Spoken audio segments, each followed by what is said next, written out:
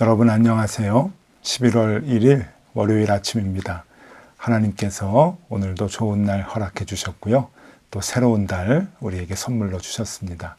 말씀 보면서 기도하면서 새로운 달 또 새로운 하루를 열도록 하겠습니다. 우리 함께 볼 말씀은 마태복음입니다. 마태복음 1장 1절에서 17절까지의 말씀입니다. 아브라함과 다윗의 자손 예수 그리스도의 계보라. 아브라함이 이삭을 낳고 이삭은 야곱을 낳고 야곱은 유다와 그의 형제들을 낳고 유다는 다말에게서 베레스와 세라를 낳고 베레스는 헤스론을 낳고 헤스론은 람을 낳고 람은 아비나답을 낳고 아비나답은 나손을 낳고 나손은 살몬을 낳고 살몬은 라합에게서 보아스를 낳고 보아스는 룻에게서 오벳을 낳고 오벳은 이새를 낳고 이새는 다윗 왕을 낳으니라.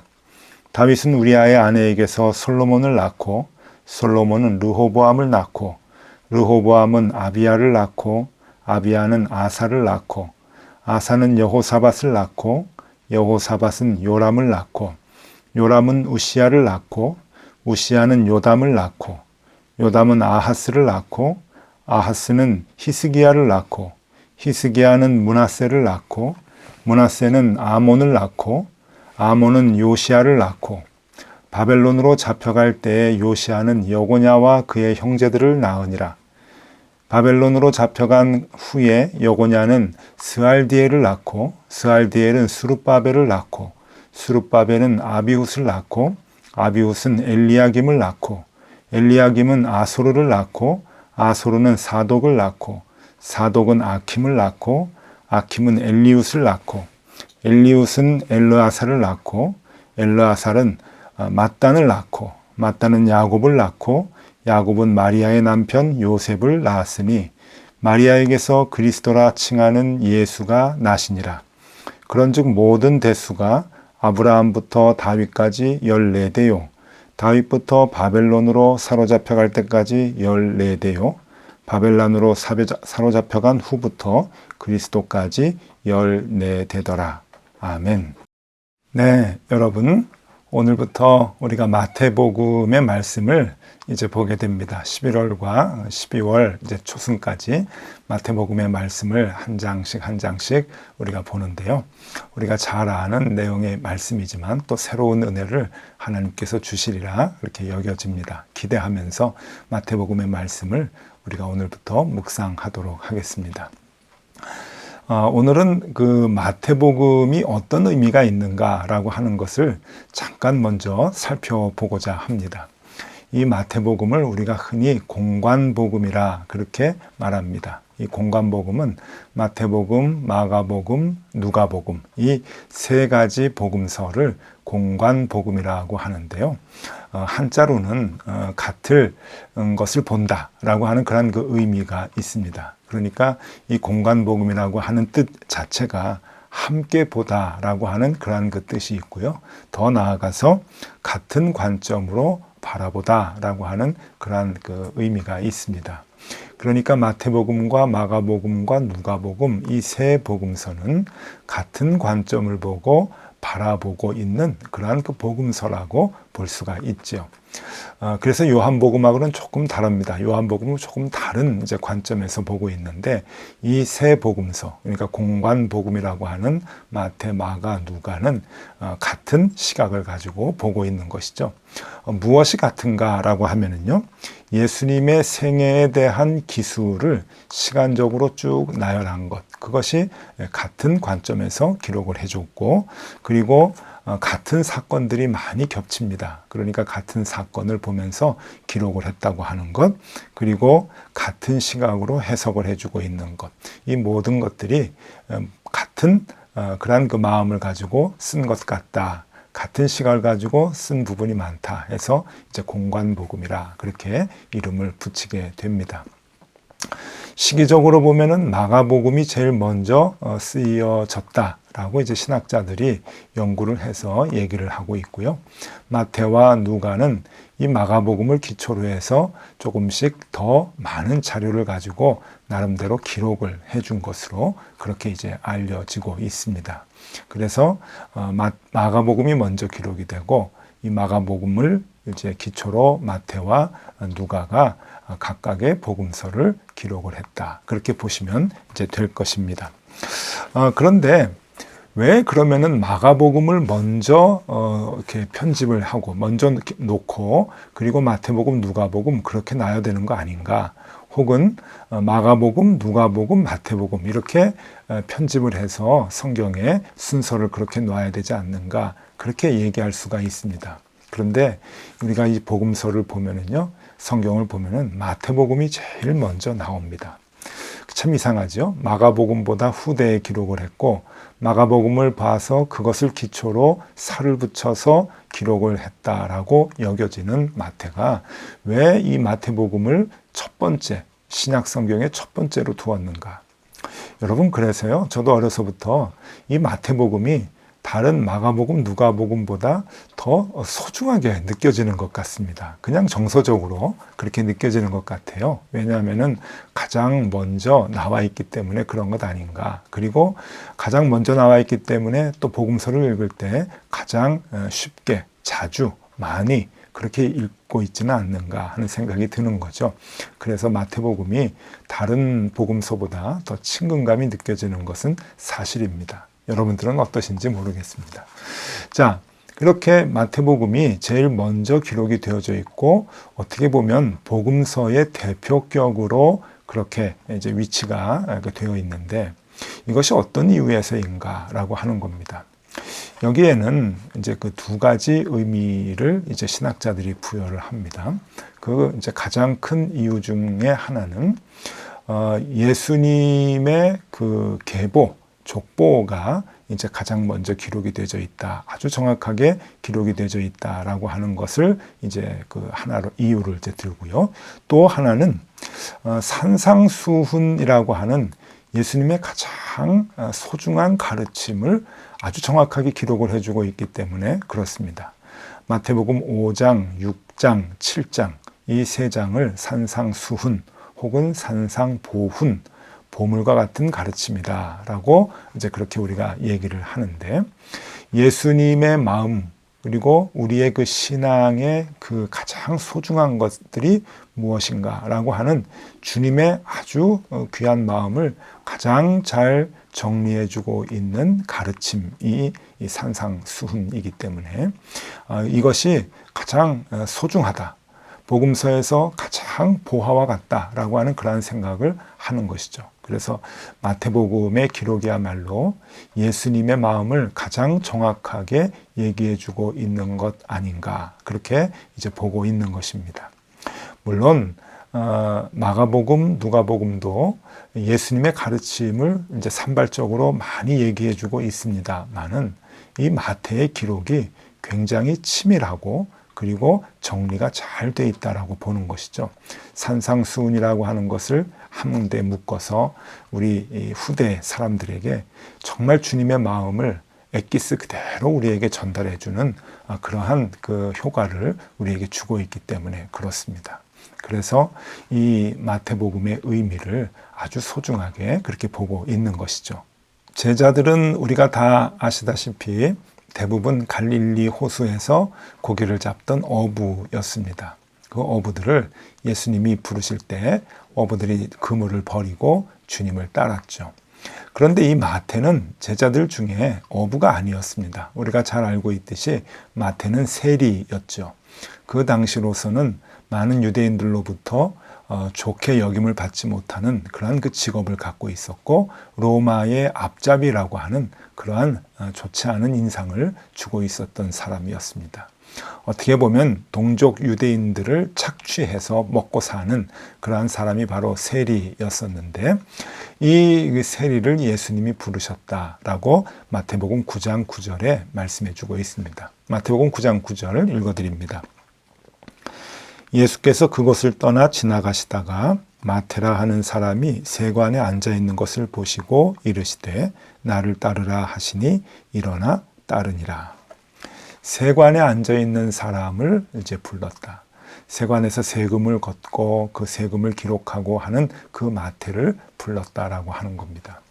그런데 여러분, 이 마태가 어떤 역할을 했는가라고 하면은 마태에게는 특별한 은사가 있었죠. 그것은 기록을 할 수 있는 능력이 있었다라고 하는 겁니다. 세금을 거두면 그 세금을 낸 사람이 얼마를 냈으며 또 언제 냈으며 라고 하는 것들을 꼼꼼하게 기록을 해야 하는데 마태는 그러한 그 기록을 할 수 있었던 사람이라고 하는 겁니다. 그 당시에 기록을 할 수 있었다라고 하는 것은 오늘날의 의미하고는 조금 다릅니다. 왜냐하면은 그 당시에 사람들이 썼던 언어들이 굉장히 많았기 때문에 그렇습니다.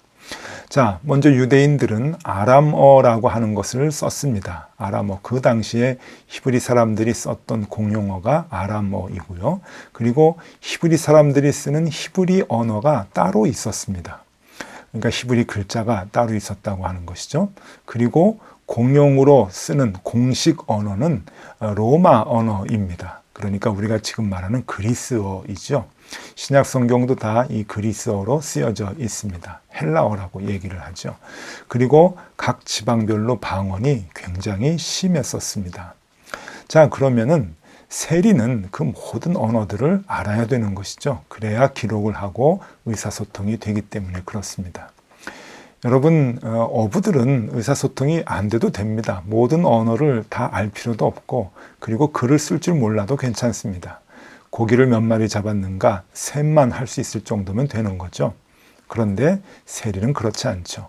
그래서 세리는 꼼꼼함이 있고 기록을 잘하고 그리고 글자를 잘 써야 되는 그러한 능력이 있는 사람이 바로 세리가 되는 것이죠.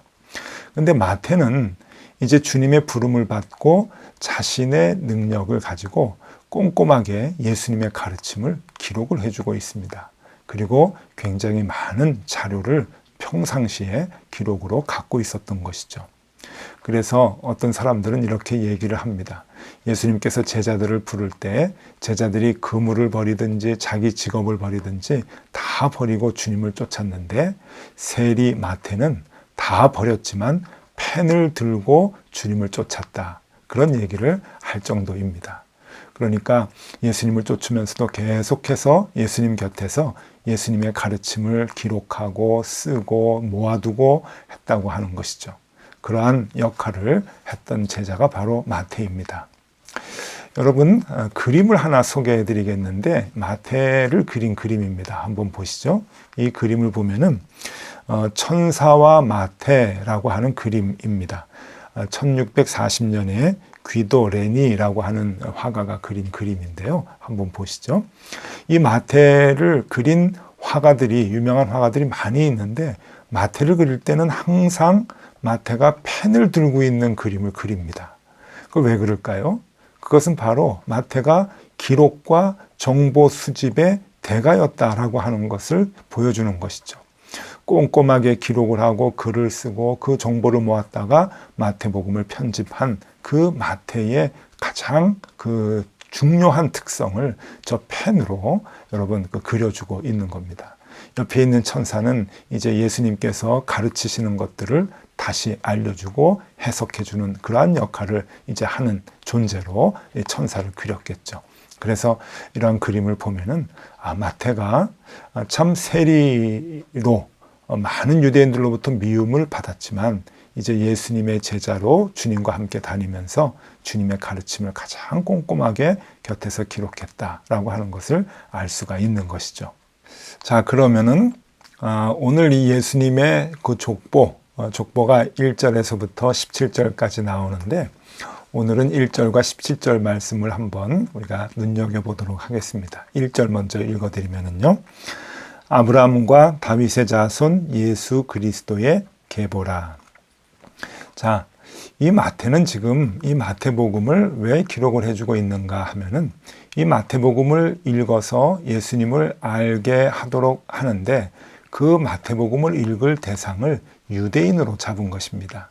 그러니까 유대인들은 메시아 예수를 그리스도로 구원자로 여기지 않았죠. 그래서 십자가에 못 박은 장본인들이 바로 유대인인데 그 유대인들에게 예수 그리스도가 하나님이 보내신 하나님의 아들이다 라고 하는 것을 얘기해 주기 위해서 마태복음서를 써주고 있는 것입니다.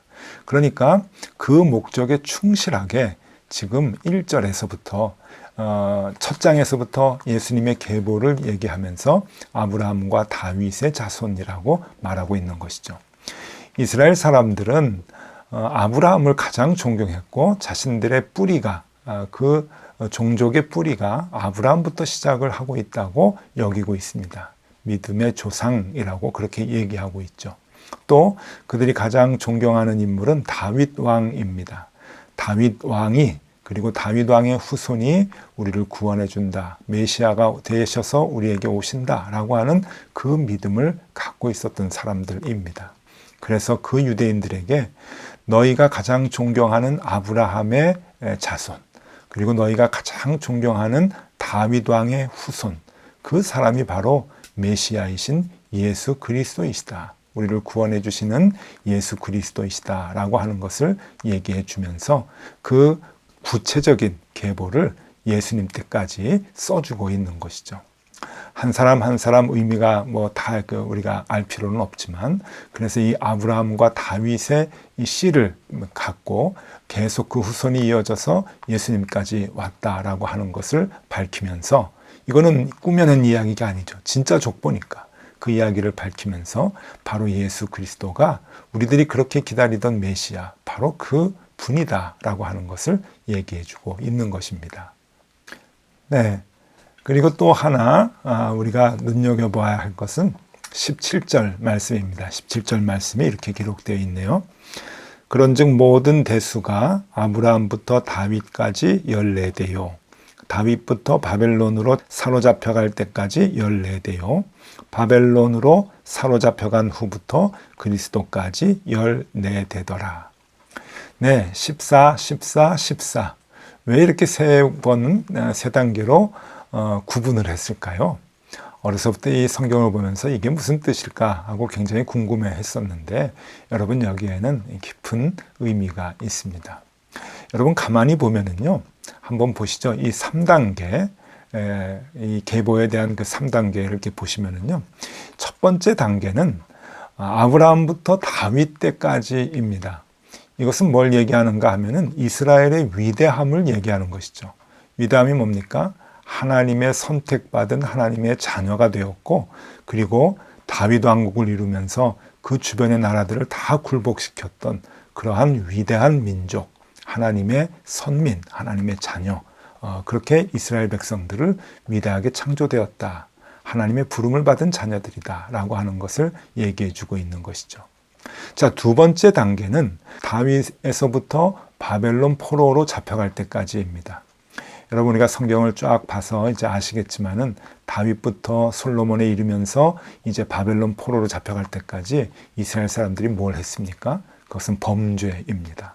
하나님을 멀리 떠나고 그들을 하나님께서 자녀 삼아 주신 것을 잊어버리고 하나님의 법을 어기고 업신여기고 하나님을 배반하고 우상을 숭배하고 하나님을 멸시했던 것이죠. 그래서 하나님은 기다리다가 진노하셔서 이스라엘이 멸망되도록 그렇게 심판을 하시게 되는 겁니다. 그 과정이 두 번째 단계라고 하는 거죠. 자, 그러면 세 번째 14대는 무엇인가? 그것은 포로에서부터 돌아온 뒤에 그리고 그리스도 때까지, 예수님이 탄생할 때까지 14대, 14대를 말하는데, 그것은 바로 이스라엘의 회복을 의미합니다. 구원을 의미하는 것이죠. 우리 좋으신 하나님께서 우리 구원자 예수 그리스도를 보내주셔서 온전한 구원을 이루게 하시는 그 하나님의 사랑, 그리고 하나님의 십자가의 희생, 그 구원의 모습을 우리에게 보여주고 있는 겁니다. 자, 이렇게 이스라엘 역사가 세 단계로 이어진다고 하는 거예요.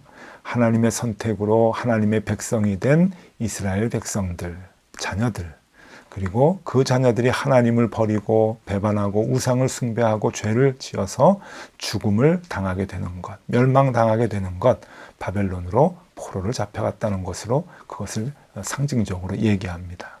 세 번째, 그 불쌍한 죽음 가운데 거하는 이스라엘 백성을 예수 그리스도를 보내주셔서 다시 구원시키고 회복시켜 주셨다. 라고 하는 그 내용이 바로 세 번째 14대에 걸쳐서 나오는 거죠. 여러분, 이렇게 1단계, 2단계, 3단계, 여러분, 이게 뭘 의미할까요? 이것은 바로 하나님이 우리를 사랑하시고 구원하시는 과정을 얘기해 주고 있는 겁니다. 얼마나 놀랍습니까? 여러분, 이것은 이스라엘 백성에게만 적용되는 것이 아니라 바로 저와 여러분들에게도 적용되는 것이죠. 똑같이 이 3단계가 적용이 됩니다. 첫 번째, 우리 인간의 위대함, 하나님께서 우리를 얼마나 위대하게 지어주셨는가, 하나님의 자녀로, 하나님의 형상대로 우리를 지어주셨는데, 두 번째 단계, 우리 인간의 죄악과 그 죄로 인한 멸망. 인간은 자기 마음대로 죄를 범하면서 그렇게 생활을 하다가 하나님의 말씀을 어기고 결국 죽음에 이르게 되는 것이죠. 그러나 하나님께서는 그냥 놔두지 않으시고 세 번째 단계, 예수 그리스도를 통해서 우리를 구원해 주시는 그러한 하나님. 이 구원의 과정을 우리에게 알려주고 계십니다. 여러분, 마태복음 1장을 쫙 펴고 주님의 계보를, 족보를 보면은 이렇게 놀라운 이 복음의 진리가 들어가 있는 거죠. 그냥 누가 누굴 낳고 누가 누굴 낳고 아이고 졸려서 읽다가 잠자고 그런 때가 있었지만은 여러분, 이 말씀은 그냥 흘려보낼 수 있는 말씀이 아니라 정말 우리를 주님께서 어떻게 구원을 해주셨나, 어떻게 사랑해 주시고 우리를 살려주셨나라고 하는 것을 얘기해 주고 있는 것입니다. 자, 오늘부터 마태복음 이제 읽을 텐데 여러분, 우리 한번 기대하고 또 매일 아침 사모하는 마음으로 말씀을 대하면 좋겠습니다. 하나님께서 매일매일 우리에게 정말 진주와 같은, 보물과 같은 말씀을 우리에게 주실 것이고 그 말씀으로 우리가 하루하루 살면서 또 힘을 얻게 될 것입니다. 기대하면서 시작해 보도록 하겠습니다. 자, 기도하겠습니다. 하나님, 오늘부터 마태복음을 보게 됩니다. 우리가 하나님의 자녀로 선택받아 생활하다가 우리의 죄로 인해서 멸망당하고 죽음에 이르게 되었습니다. 하나님, 우리의 죄가 큽니다. 그런데 예수 그리스도 보내주셔서 우리를 구원해 주신 것 참 감사합니다.